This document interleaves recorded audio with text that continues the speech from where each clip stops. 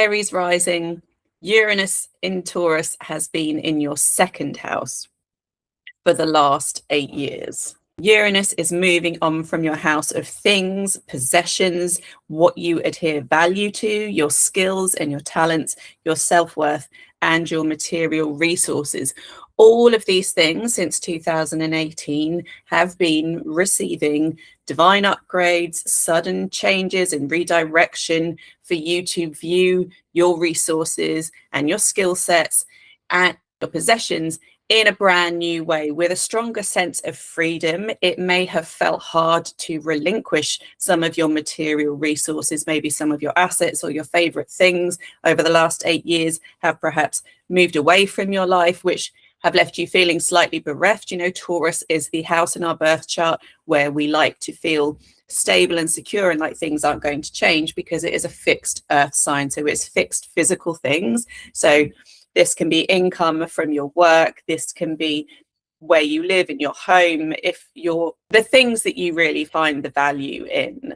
This could be your food resources, perhaps with the rising cost of food over the last 8 years. Definitely the food chain in the world has been particularly erratic. Lots of sudden price hikes when it comes to food, when it comes to fuel, when it comes to heating our homes, when it comes to water, when it comes to the price of petrol, putting petrol in our vehicles. All of these things have received very dramatic changes in the last 8 years. And what have those dramatic changes taught you about what's really valuable to you? Is it actually that none of the earthly material stuff matters, but actually is it the more materialistic side of life you realize now holds less comfort and security than you thought that it did, but actually now you find yourself out walking daily in nature, and you find that really being in nature and connecting with the earth and the soil is really the thing that gives you this sense of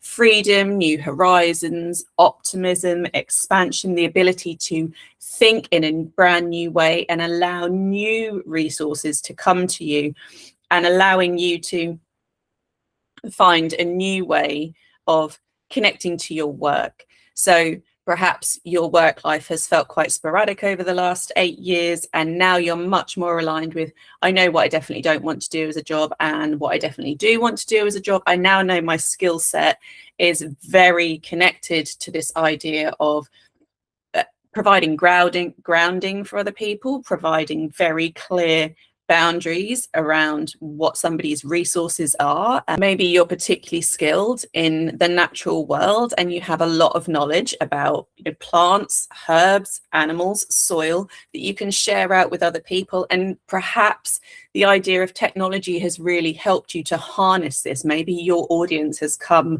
from embracing technology. Whilst technology may have felt challenging for you over the last 8 years, it's about discerning what are the useful and helpful aspects of technology to allow me to create an income stream and to allow me the freedom of working from home, for example.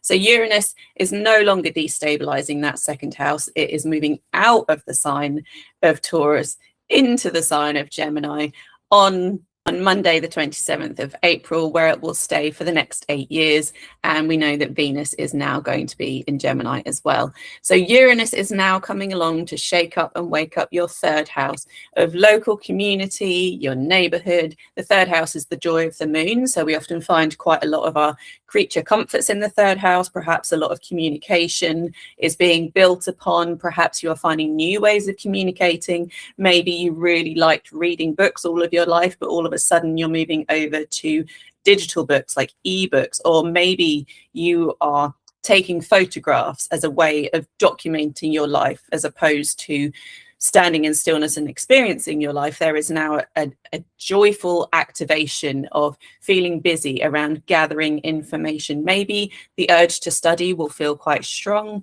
The idea of being in primary education might really suit you. A job opportunity comes up where you can go and work in a school environment, work with young children.